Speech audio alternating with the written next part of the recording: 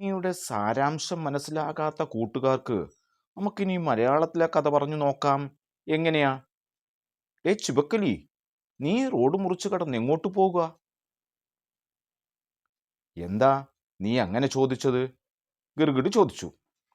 അല്ല, റോഡിൽ കണ്ടതുകൊണ്ട് ചോദിച്ചതാ. ഞാൻ ഇന്ന് വീട് മാറുകയാ.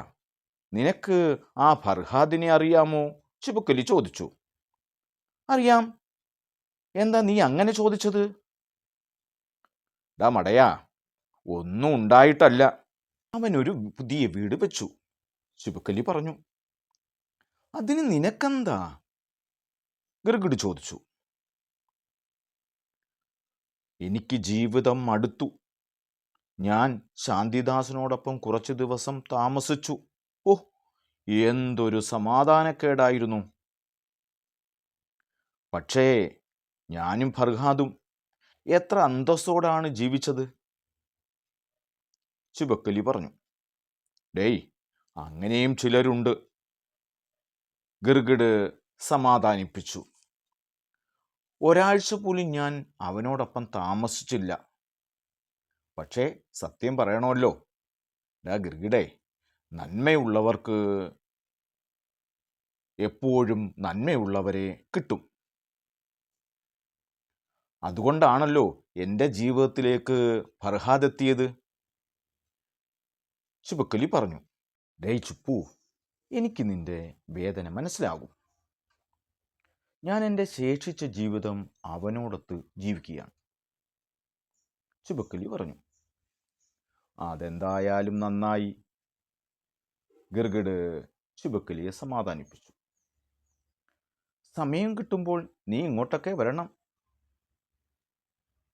തീർച്ചയായും, ഗിർഗിഡ് പറഞ്ഞു. അവനെക്കുറിച്ചാണോ? രാത്രിയിലേ വരൂ. കൂടുതൽ സമയം ഉറക്കത്തിലാണ്. ഉണർന്നാൽ പുസ്തകം വായിച്ചിരിക്കും. അവൻ മറ്റൊന്നിനെക്കുറിച്ചും ശ്രദ്ധിക്കാറേയില്ല, തത്തയ്യ പറഞ്ഞു.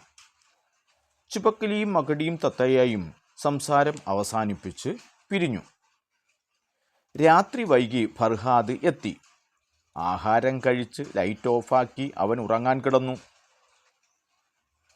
അവൻ്റെ സ്വപ്നത്തിൽ നിരപ്പോടിന് അരികിലുള്ള മൺകലത്തിന് സമീപം മുട്ടയിടുന്ന ചുബക്കലിയെ കണ്ടു.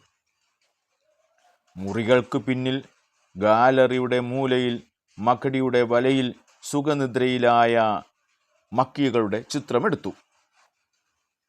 തൻ്റെ വീട്ടിലെ പുതിയ അതിഥികളെ കണ്ട് ഫർഹാദ് ഏറെ സന്തോഷത്തിലായിരുന്നു.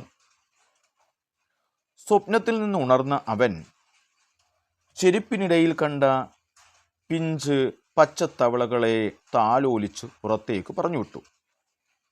പിന്നെ കണ്ണാടികൾക്ക് മുന്നിൽ നിന്ന് പുഞ്ചിരിച്ചു. പുഞ്ചിരിക്കുന്നതിനിടയിൽ ആ കണ്ണാടിയിലേക്ക് ചുബക്കലിയുടെ ചിത്രം പതിഞ്ഞു.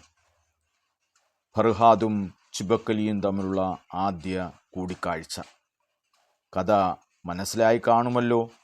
ഇനി മറ്റൊരു വീഡിയോയിലേക്ക് വരുന്നതുവരെ ഏവർക്കും നമസ്കാരം.